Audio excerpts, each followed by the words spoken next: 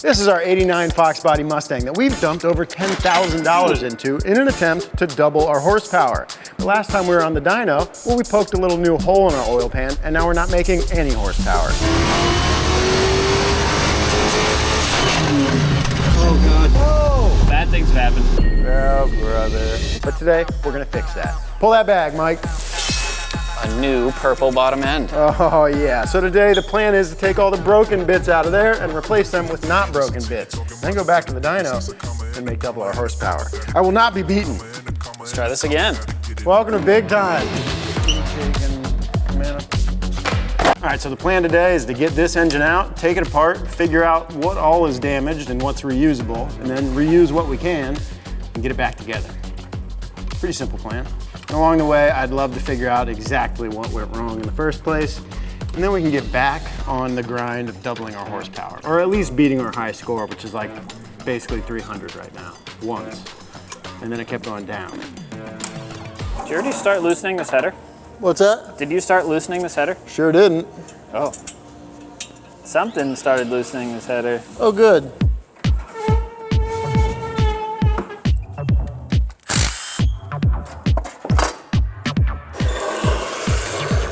That thing is fine. Don't even talk about it. So we're trying to save as many of these pretty new parts as we can. We've never actually driven this thing, but there's still some risk involved in a rod failure like this. So the piston was going a direction when the rod broke. We don't know which one.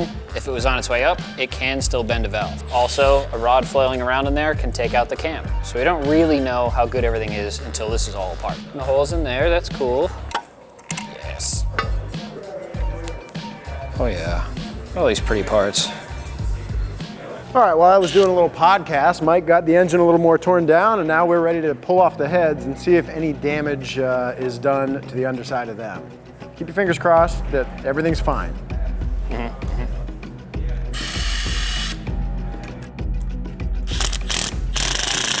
Stuff got hit? Some stuff got hit. How bad? It doesn't look immediately bad, but the edge of this valve got hit.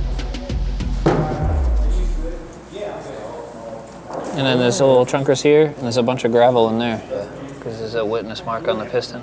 Oh. Oh yeah, there sure is. Oh yeah, there is. See that? Kind of in the shape of the side of a valve. Well,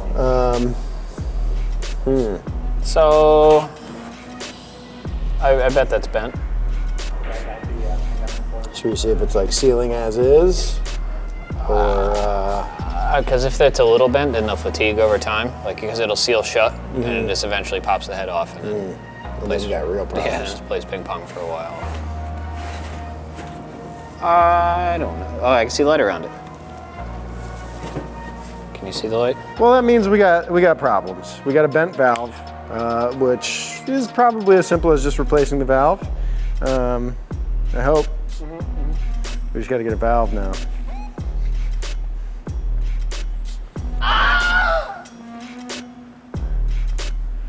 Damn, I was really hoping all the damage was contained. Yeah. Our brand new heads, our brand new twisted wedge, our valves.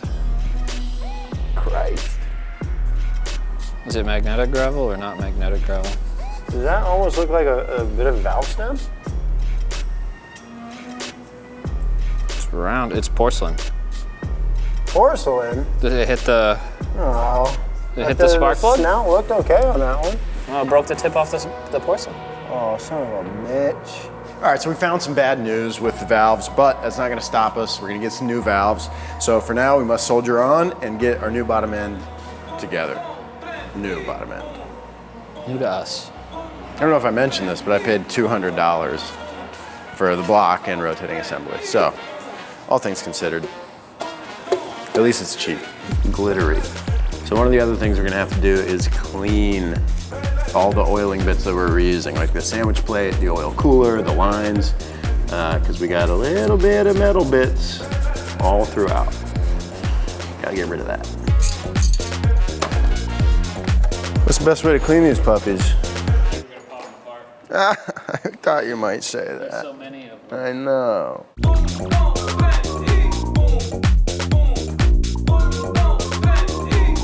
Planned chaos. Yeah.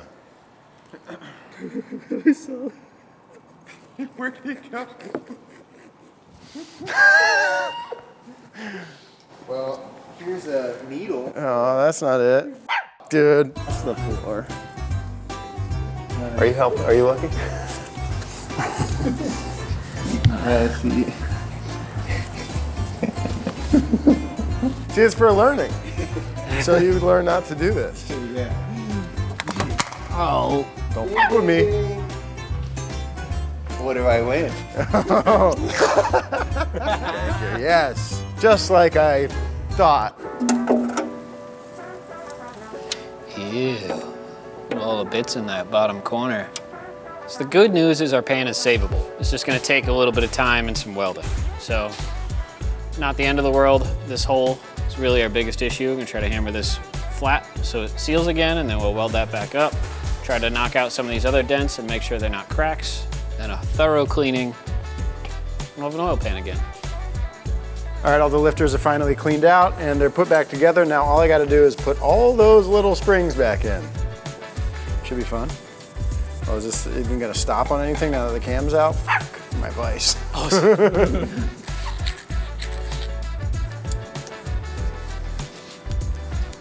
One down, 286 to go. All right, it's time to start fitting up some rings. Hopefully they're pretty close, but it's on the first step of going back together. 3 down, not a single spring lost. Depth tool.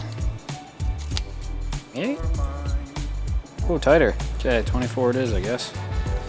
For Oh, that's how old I am. second ring versus top ring. I thought second ring is tighter, I typically. thought second ring's bigger, so if anything gets past top, it immediately gets past second and gets out of there, yeah. Thought often second was slightly bigger than top, Interesting. just to get shit out of there. I'm into that theory, because that's what we got. Perfect. So yeah, the goal is to square up the ring and then see where that little gap there. This is spec for that little guy. We're just jamming a feeler gauge in to know what it is. And this is the same as its neighbor at 28. So that's good. You don't want it too tight, because then as the engine heats up and there's more friction on the rings, more heat in the cylinder, the rings will actually butt up against themselves, and then there's nowhere for that heat to go. So it just locks up in the bore, just expands. And that's can lead to rod failure like we've previously seen. But that's not what got us last time. And it's not gonna get us this time either. What's gonna get us? Something else. New problems only. All right, we got stuff pretty clean, but kind of ran out of brake cleaner. Need some more of that. Need another engine stand and some gas for a torch. So it's time to go to Harbor Freight. Now we're gonna get some tacos.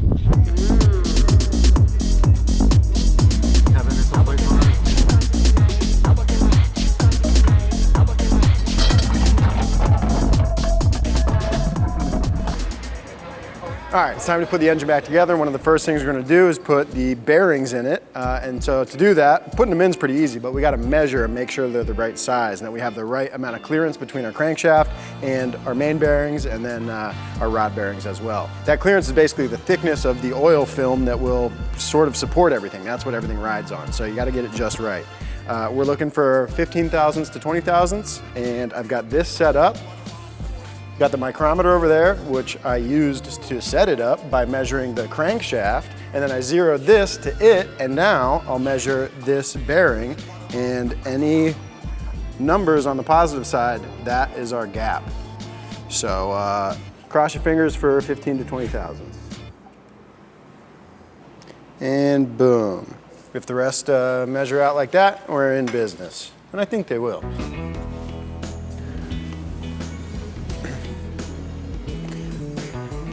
How far up would you be willing to drop it from? Not very far. Yep.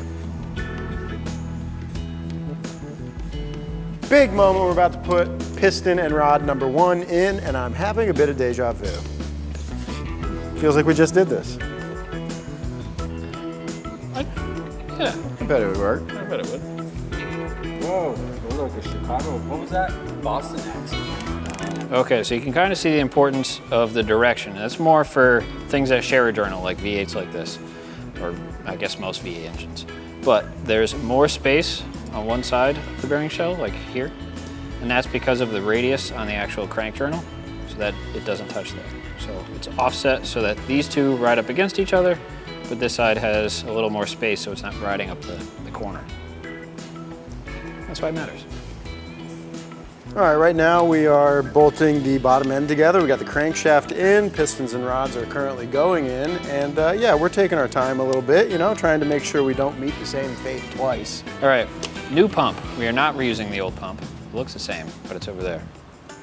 I swear. Same old pickup though. Same pickup. We'll unload a can of brake clean at it though. I just did. You did? Yep. No schmutz? No schmutz. Looked like oil and then brake clean. Perfect. It didn't get poked. Doesn't seem like it. Little battle scars, but that's okay. Yeah. All right, so we've got the heads totally taken apart, got all the valves and valve springs out of them, and as we expected, we have one bent valve, the intake valve that kissed the piston, but what we didn't really expect was how badly the piston actually kissed the head. So I don't know if you can tell on camera, but we basically ran some sandpaper over this on a very flat block, and everything got touched up real nice except for this whole area. This is all pushed up, at least a couple thousandths. So that means we gotta go to the machine shop.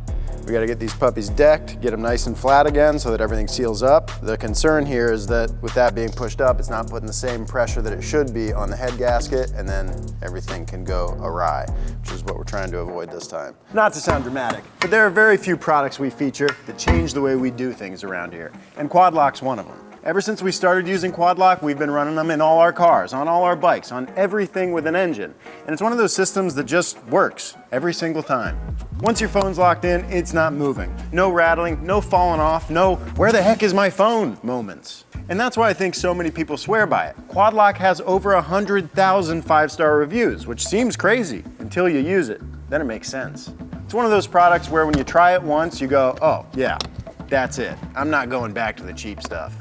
We've also been running the new Ducati Quad Lock cases on our phones, and they look sick. So if you happen to be at COTA for MotoGP this weekend, well, swing by the Quad Lock booth and check out their products for yourself. Now don't worry, if you're not gonna be at COTA for MotoGP, you can still check out the products yourself at quadlockcase.net. And you can use code BIGTIME to get yourself 10% off. So go get yourself the best case you'll ever have. I don't understand.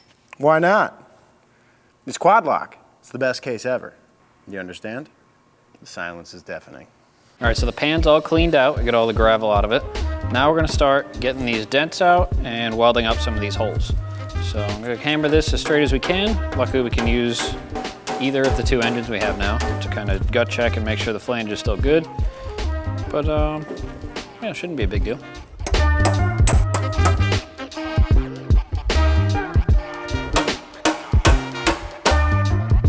I'm gonna TIG weld this because the MIG makes a lot of spatter. You could definitely do it with the MIG and it'd be great, but then it's just a lot more cleaning. So like TIG welding, your fit up needs to be much nicer than MIG welding. So because this is kind of shitty and jagged and there's some gaps, it's gonna be a little tricky with the TIG, but I still think that's worth it over MIG welding it and making a mess. So I'm just gonna try to tack the far away corners first, get something there, then run across the whole thing. Then we'll hammer it straight, check everything again, make sure there's no spots I missed or a little crack or something, but just take your time, it's not too bad. All right, I think we're in business here. So now we just gotta clean it again, very, very thoroughly, and then should be good to go on the new engine. How much do you have to take off to clean one up?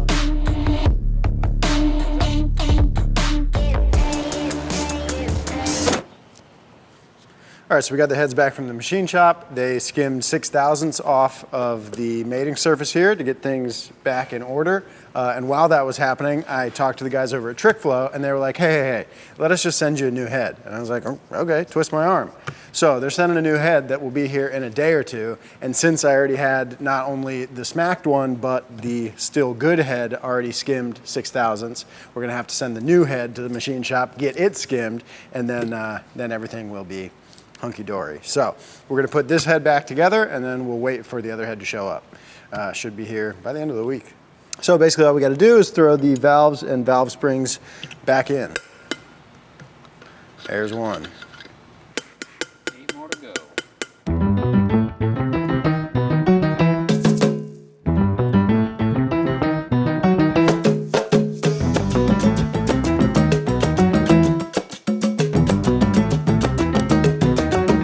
So the lower head bolts on the small block Ford are open to the coolant passage. So you got to put a little thread sealant on them.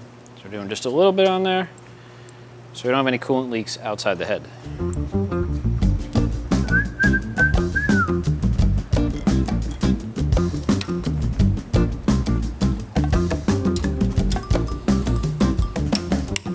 All right, now with that head on and torqued, we have completely eliminated all the damaged parts from our little catastrophe. So everything else that's gonna go back on this was already on this and should serve us well. So gotta get the intake back on, water pump, you know, get the lifter, well, lifters are in, but push rods, valve covers, all that stuff should be reusable. Well, just popped off the backing plate for this water pump to replace the cooling gasket, and I think I might have found a problem. We were overheating and had some noise from the water pump. That's supposed to be welded there. Yeah. Yeah, instead just stopping the flow of fluid. Well, that explains a whole lot. Sure does. So that's cool. Oh, something. The good news about that is that that's not our fault. No, yeah. Okay, What so is that from though? Because was it tack welded on there? I mean, I would guess just like that Well, guy. this is. Well, it maybe isn't a necessary thing to have, but this one had it and then it came off. Yeah. You know? Yeah, it being I like an this guy. instruction. Yeah, I like this one. I don't like that this one has no passageways. Yeah. And this is the one that blew the gasket on the dyno. Mm-hmm. This one Where it is. this one came with the new old engine, or No, is that I the think original? I think this is the original. Wow. And it still spins nice. The bearings feel great. Back to so- whence you came. Yep. So we've only made it worse by changing water pumps. Uh-huh. Isn't that fun? Mm-hmm. Isn't that just fun and sweet and cool? It's really great working on cars. You guys should get into it if you're not already.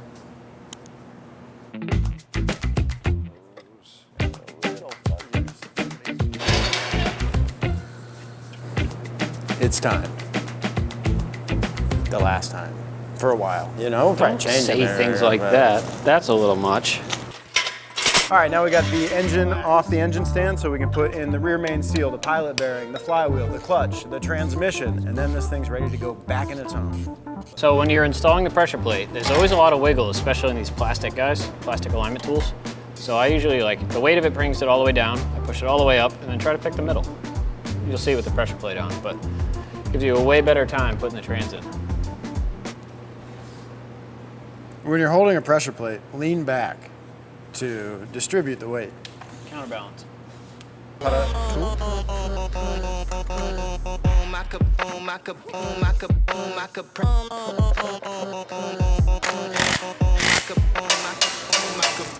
Small block number 2 going in.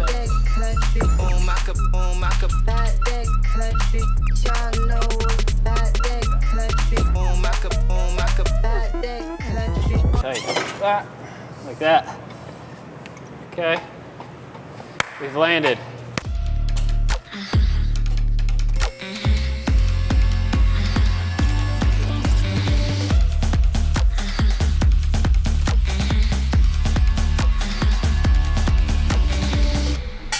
All right, we got the engine back in and pretty much all of the accessories. So last thing we got to put in is the centerpieces of our nice new Borla exhaust that I would really like to hear, you know, without blowing the engine up. So we're gonna put these back in, then we gotta get some spark plugs and a little bit of fluid here and there, like, you know, coolant and a little trans fluid. And then it's time for fire up. I'm having deja vu. There's a big leak over here What? Of water? from the front of the engine. Oh, suck my dude.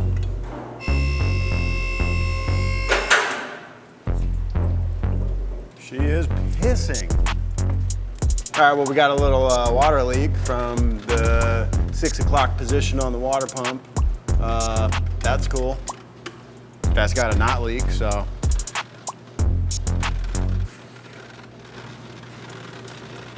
One step forward, 2 steps back. 1 step forward, 2 steps back. It's coming But from the that's- back side. Yeah, the back side, there's a little notch there. Oh, yeah, I see it. That's intentional. It's because it shouldn't be getting there. It shouldn't be getting on the back side of that at all? No, because that we means like filling the over timing here is cover? not sealing, you know? There's like a void in the timing cover, and that's to show you that that's leaking. Oh, Madonna mia. So she's got to come out all together. The water pump, yeah. It's not that bad. No, it's just worse than if it wasn't leaking. Yeah, it would have been cooler if it wasn't. Okay, so the place the water was leaking from is through this little crack right here, which means that water was getting into this area, which it shouldn't be. So we got to figure out why it was getting in there and, well, which gasket was letting that happen. I suspect this gasket. All right, I don't really see a smoking gun on why the backside of the water pump was leaking, so I cleaned up the gasket surface here. It was a little grody, and we're gonna add some gasket paste to hopefully seal things up. We're just gonna put it back together and see what happens. Water pump's sealed back up. We're filling it back up for hopefully the last time. This is all the water we have. And soon, we should be testing this thing out. I think it's still coming out of the same spot. See? I could be wrong. Maybe it's residual, but I thought it was dry. And there's drippies coming at my face. Oh my God. I We have gooed another- the hell out of it. Yeah, we have another back cover. If we're touching it again, I'm not putting the same one back in. Yeah.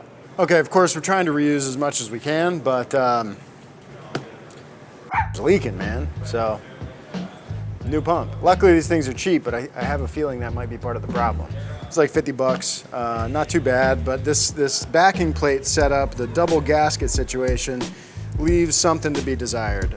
It seems to be leaking either on the water pump side of the backing plate at this gasket or at the timing cover side of the backing plate at the gasket that goes back here. And basically just getting past this passage, filling up this backside, and then pissing down the front. Common thing, but like, this is a pretty new water pump. We bought this not too long ago. We've already had another one do that a few months ago that we replaced. What gives, man?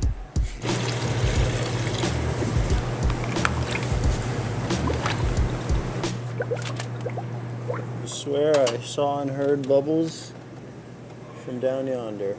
A little more at it and see if I'm making things up. Hope you are.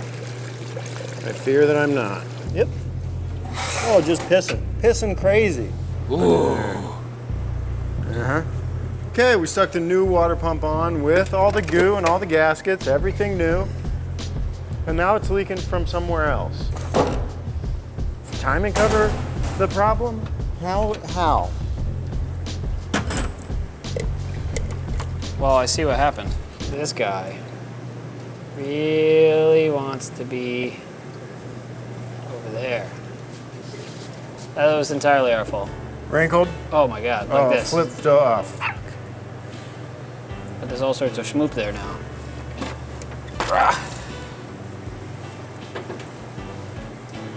Well, isn't that fun? This has been a lot of fun. Guess how many gaskets we got left? None. Goop. Extreme goop time. I got this. You did the last time, I get this time. We're switching off every other time. The gasket was all rolled up in the box so it wouldn't quite sit flat, and like, maybe I shouldn't have tried to put it on with the water pump, but it has worked in the past. But that thing was just trying to curl up and I didn't notice. I looked down the top and it looked good, but that lower corner was not good. I hate paper gaskets, okay? Huh? We had one more new one. Okay. I love paper gaskets, like I was just saying. We just do this for the drama, for the build-up, you know? Otherwise, it's just a water pump. But, not around here. Water It's a pumps battle. and connecting rods. It's our kryptonite. I think the other issue is we're trying to put this hose on at the same time.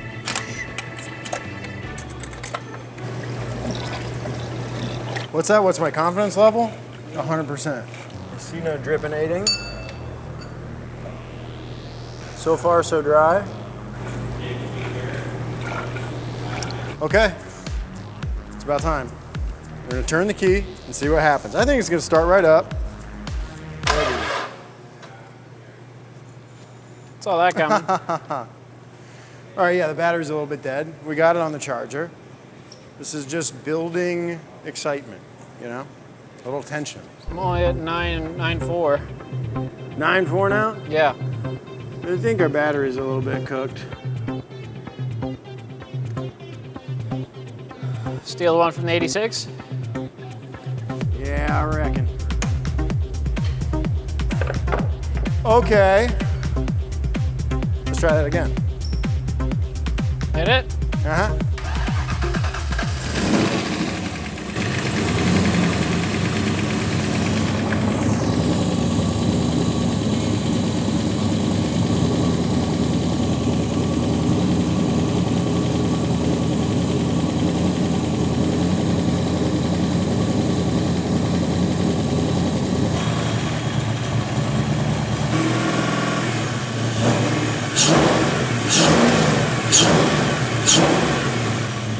Things are looking good. I think this motor is a lot happier than the last one, like from right off the bat. It's idling easier, everything's smoother. These are good things. Okay, it starts, and it sounds pretty good. And so far, no leaks. Don't want to jinx it, but I think we're looking good. So we're gonna get everything dialed in, make sure it's running good, no leaks, get it broken in, and then we're gonna head to the dyno. So meet me there.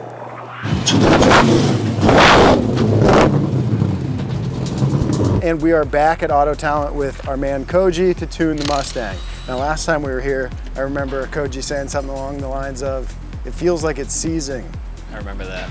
Yeah, he was right. He was right. We just discredited the whole thing. Yeah. No, it can't be. Yeah, don't second guess your tuners, kids. No.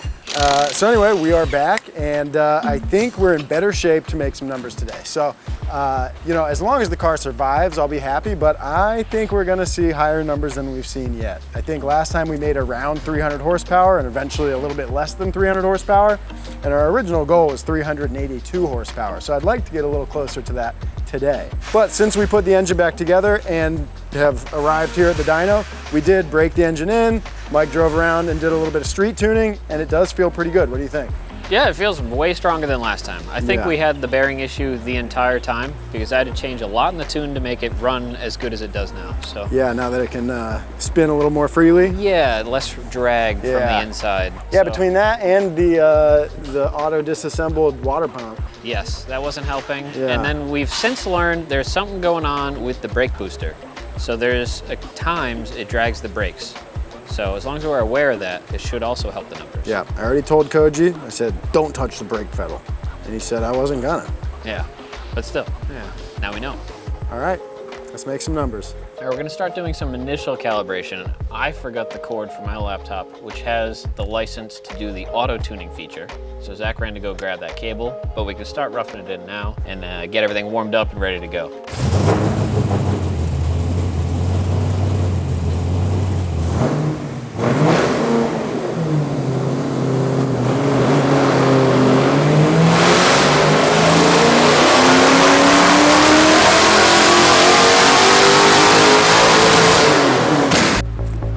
Sorry, I'm a terrible person.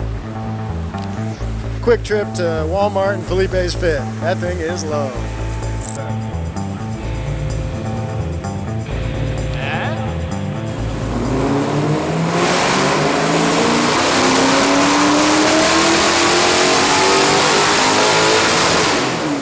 All right, Mike and Koji are in the Mustang. They're nerding out on their computers. They're basically going over the software. Both of them are a little unfamiliar with it, so they're just kind of digging in and making sure they know what's doing what. And I think we're about ready for our first real pull.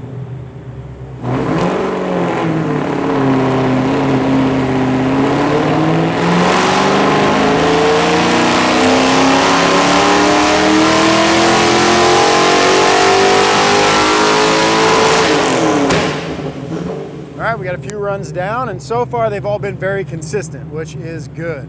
The boys just got the fueling dialed in, so all the fuel is where it should be throughout the whole rev range.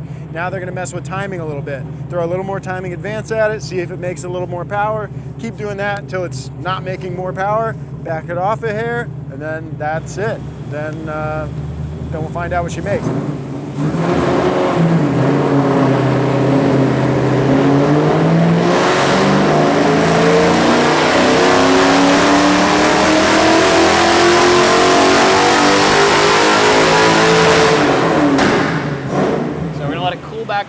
get the heat back out of the engine bay, then we'll do an actual, you know, good number pull. See what we can get. It's the final run now. Final run. And then light throttle. Okay. What do you want me to watch? I mean, I'm not doing anything actually. Yeah, you should be fine. Yeah. All right, all the marbles, right here.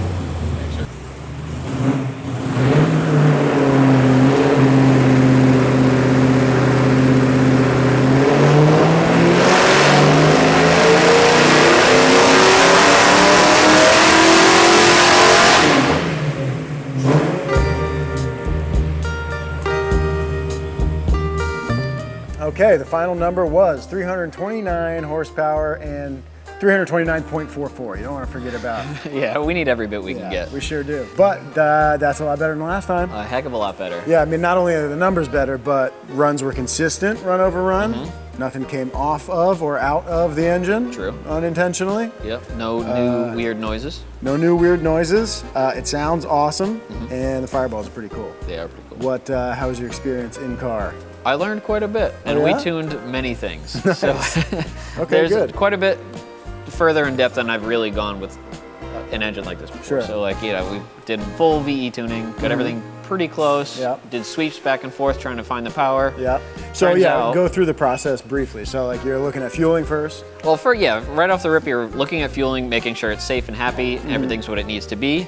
Then you'll bump it a little richer Yeah. and a little leaner, and be like, which did it gain or lose Yeah. power in either of those scenarios? Yeah.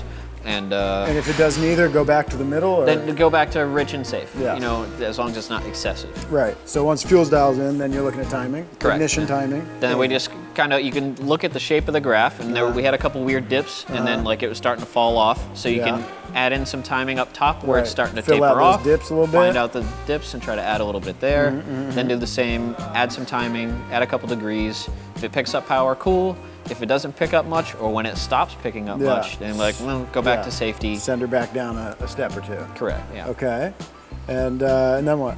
And then from there, it was all the rest of the map. Because really that's like three Yeah. cells across Yeah, on I the noticed top. doing some like tip in, some like crack and throttle, some light or part throttle stuff. which Yeah, is we did good. some like low load sweeps trying to see where everything was happy there. Yep. That went pretty well. That goes a long way for drivability. Boy, does it. Even just Yeah. the sound of it on the dyno when we're just playing with the throttle Yeah. has completely changed. Yeah, it Like, sounds very responsive, very crisp, very good, very healthy. Yeah. Which is more than we could say last time. And now, Mike, would you like to do a little bit of gymnastics with me? I don't know how limber I really am, but Well, we'll see what we can I do. think you're up for this one. Okay, so our goal originally was 382 horsepower, right? Yes. Okay, if you assume a car that makes 382 horsepower at the crank, then sees a 15% drivetrain loss. Right, because that was originally a crank number that we were basing this off of, right? No, it was the last dyno. No, but that's not. You took a turn there. All right, yeah, sorry. So 382, 15% of that is like just under 60. So call it 60 for math. Okay. So 382 minus 60 is 322. And And we we did- made 329. Perfect. We did better than that. We're making like 389 at the crank, Right. which means we did it. We did it. I'll take Nice, it. dude. I'm just All right. happy all the rods are in it. Yeah, I'm happy that it stayed together, didn't spew anything out, it didn't do anything weird, didn't do anything that we couldn't explain. It just did the Ford small block stuff I think that we were after in the first place. Yeah, exactly. It ran, It ran. good, Yep. and it made pretty good horsepower. 329 and that little thing is gonna be a ton of fun. Oh, yeah. So I can't wait to take it to the track and see how fun it is. And of course, we got plenty of mods left in store. So I hope you guys had fun watching us finally win one. And let us know in the comments what you want to see us do to this thing next. And of course, make sure you like the video and subscribe to the channel, or else. It's a slightly fabricated win, but I'm taking it. That's the gymnastics, brother.